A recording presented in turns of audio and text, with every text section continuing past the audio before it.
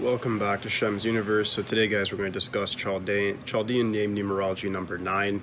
So with the number 9, it's the final number in the series that we're going over for name numbers. I'm going to get into Vedic numbers after. Some special properties with the number 9 is it is the highest vibration out of the singular digit numbers. This is represented by Mars, the war planet, very aggressive, but also humanitarian. And it does give its host a lot of willpower to overcome life's obstacles. The interesting thing with number 9 is if you add anything to 9, it becomes that number. So if you add like 2 to 9, it becomes 11, which simplifies to 2. You add 8 to 9, it becomes 17, then simplifies to 8. So like it always goes to that said number. No other number can actually do that. And when you do the multiplication with number 9, it's the same thing. 9 times 2 is 18, which is 9. 9 times 3 is 27, which is 9. I've gone over this before in other videos discussing the 9, but it does speak a lot about it even through mathematics. It shows that it's a special number. It shows that it is a very holy sort of number and the highest in the heavenly triad out of 3, 6, and 9. So this is really the number of completion. So when you have it as a name number, you really have a very complete character. People will come to you in stores and just naturally think that you own the place, or at least that you work there, that you can help them. People will come to you for advice, even if they're a lot older than you. Like you really have that sturdy, steadfast sort of aura about you that makes people think that they can come to you for things because you have that strength, right? So I'm going to go over a few of like the favorable name numbers today, and you guys can just do a little review on those and let me know if I need to go over anything else, and I will. So with 18 is the first one I want to go over. 18 is considered like it's a holy number. It's very, very special in Chaldean name numerology, but most people cannot handle its energy. It does have number 1, which is of course the sun, number 8, which is Saturn, then 9. So these are kind of 8 and 9 don't really get along that well. Saturn and Mars are not really the best influence together, and then number 1 alongside that, number 1 and 8 don't get along. So this is a whole host of numbers that have like, it's like a mix of politics. Like they don't exactly really get along very well, but they'd act like they do. It does give you special properties to become rich. You can end up going through your trials and tribulations that the 18 would provide and end up becoming very rich by it. With people with name number 18 tend to end up becoming either criminals, or they end up taking a lot of different loans and doing different things like that out, and they cannot actually pay it back. So just watch out with 18 if you end up just overspending or overindulging in your financial endeavors. Just try to keep a balance there. Some ideal like jobs for you guys would be anything from business to the stock market to just agriculture, iron and wood, carpentry, anything like that that involves individual business, and that's going to be a very lucrative project for you. You guys do care about the money, power, and status a lot, so you might as well just go for it. Another note on the 18 is that it is symbolized by a very strange sort of symbol. Like it has like the moon dripping with blood, and I've talked about this before as well with the wolf below it, like with its mouth open, then a crab going by. So this just stands for like the death of spirituality. So this number is very hedonistic, it's very materialistic, but if you know how to direct it properly, you can actually use the negative situations in your life, especially because it finalizes to 9, and really soldier through it and become that warrior that you're meant to be, and pretty much become unstoppable, if I'm honest. I don't mean to over exaggerate the number's power, but it is very, very powerful if you know how to use it correctly. The next one I want to go over is the most holy number in numerology, which is number 27. So when I was talking about 23 in the number 5 video, I said that there's another number that's just a bit more holy than it, which is the 27. The 27 has the ability to be very psychic, very clairvoyant, very non-materialistic, but gets a lot done in the material realm regardless. 23 would really show off and be flamboyant with the material things. 27 isn't so much so about that. 27 is more so just about just getting things done. They master different things like numerology, palmistry, telepathy. They have psychic readings that they can just naturally do with no prior teaching. And only 10% of this number's powers are really known. So this is the one number I'm not going to really discuss much of, just because, for one, I do have it as well as my first name in Chaldean, but people don't really know much about it. It's a very mysterious number that's just considered very holy and very sacred. So if you do have this number as your name number, just understand that you have a lot to master, and there's a lot of things about you that even you yourself or the masters of numerology don't even know.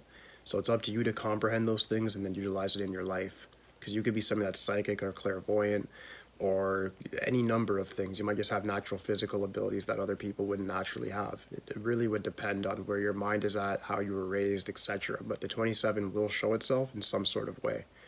All right? The next number I wanted to cover was the number 36. So 36 is a bit difficult as well, similar to the 18, but not so like malefic. It does have 3 and 6, which hate each other. They're the opposition, and then you add up to number 9. So 3 and 6, Jupiter's 3, and then 6 is Venus. 9 is like the mediator between these two numbers. 9 is very good at, no matter what numbers it's associated with, kind of mediating with it, either just submitting to it and letting it take control, or it takes control of that said number, depending on the number's strength. The only number I've really seen it submit to in a certain sense, and I wouldn't really say submit, it more so just goes along with it, is the 8. And that's because the 8 is a very powerful number in itself, and even though it represents darkness, the 9 still represents war and upheaval and anarchy and revolution, so it just goes along with it there. But with the 3 and 6, you get these two planets that one wants just a thirst for knowledge, which is 3. It just wants to accumulate knowledge and just really learn and read, and it doesn't really have much of a desire for the material aspects of things. It may want some fame and recognition for the knowledge, but that's about it. And then the 6, which is all about now wealth, riches, luxury, like having luxurious cars, furniture, house, boat, etc. That's what Venus represents. 9 mediates between them and says, okay, let's monetize the knowledge. So if you have number 36 as your name number, understand that it's good to accumulate knowledge, but not to the point where it seems like mental masturbation, where you're actually not doing anything with it. You need to make sure that you're actually utilizing the knowledge in the proper way. And then once you're actually utilizing that knowledge, you'll then make money from it. So provide value to people, similar to what I do. I'm literally providing value to you guys through giving you information. If you can do something like that where you're selling information, or you're using your information to do a certain trade or whatever, it could be any list of things, right? But you make sure that when you're accumulating knowledge that you could actually make money from that knowledge and not just using it for just casual use just to know. A lot of 36 people end up just having a whole bunch of knowledge, and they're a storehouse of information, but they don't know how to apply it or use it in their actual life. And the very important thing is to actually know how to use it so that you can get ahead. All right? Next and final number I want to go over is the number 45. 45 is a spectacular number. This is really, really high luck for name number 9s. I'd say it's probably the highest luck one in Chaldean. Because it's 4, which is Rahu, gets along with 9 perfectly, and then 5, which is Mercury, gets along with 9 perfectly again.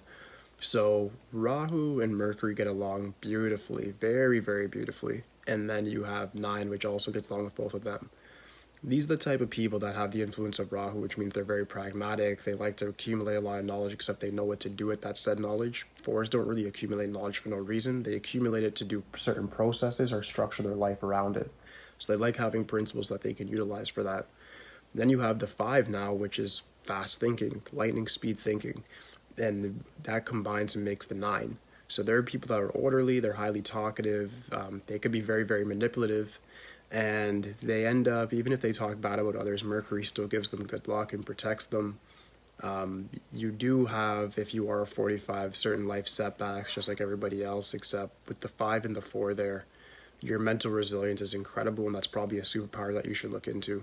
Understand that your willpower is pretty much indestructible. You have what I'd call an iron mind, and you just use it to get what you want. The most common jobs for 45 people are like stock market traders, investors, hedge fund managers, CEOs, and anything from like sales, like commission-based jobs. But it's always about high-paced, high-speed money. You find criminals with this number as well, of course, because that's high-speed money, but just use it to the best of your ability, and the 45 will benefit you. So that is the summary for the 9 series in numerology. Like I said, it's represented by Mars. Your best day is going to be like a Tuesday. In regards to lucky days, 9, 18, 27 are great. No other day is really going to be unlucky. Like I said, the 9 kind of adapts to any number, and either it submits to it or overpowers it. But either way, it gets through it, and it uses war tactics to do so. So even submission is not really saying I'm bowing down or saying you win. It's just saying, okay, this is your day, that's fine, just get through it. And because of that, you naturally don't have any bad luck days like other numbers do, which is very, very incredible. So use that to your advantage for sure. If you have this name number, it is very beneficial to you. It's more beneficial if your life number or day number is 1, 3, or 9. It's not so beneficial if you have 2, 4, or 7, or even 8. It can be okay with 8, but it makes you more of a dangerous person. 2, 4, and 7. 7 is a direct opposition. 4 can sometimes work depending on the compatibility with your astrology and everything as well. And then 1 always works very well. Just fire with fire, they go perfectly well together and mesh. All right. In regards to some gems for you guys, I'd recommend ruby. If you really can't afford that, I would say maybe just put on gold, or amethyst as well could work for you guys. But ruby is going to be the real power for the 9. That's going to empower your name number to manifest the things that you want. All right, and then certain things such as like health ailments, like I said, it's more so in birth numbers, but if you want to know it for name, just look out for things like high blood pressure, arthritis, certain circulatory issues, but it's not very common. Number 9s really have a very strong institution when it comes to their body, and their health usually is kind of indestructible, similar to their mind. All right, so that does conclude the summary for name numerology number 9. If you guys do have any questions, just please let me know in the comments. Aside from that, guys, like, subscribe, holla at me. That's it for today, guys. Peace.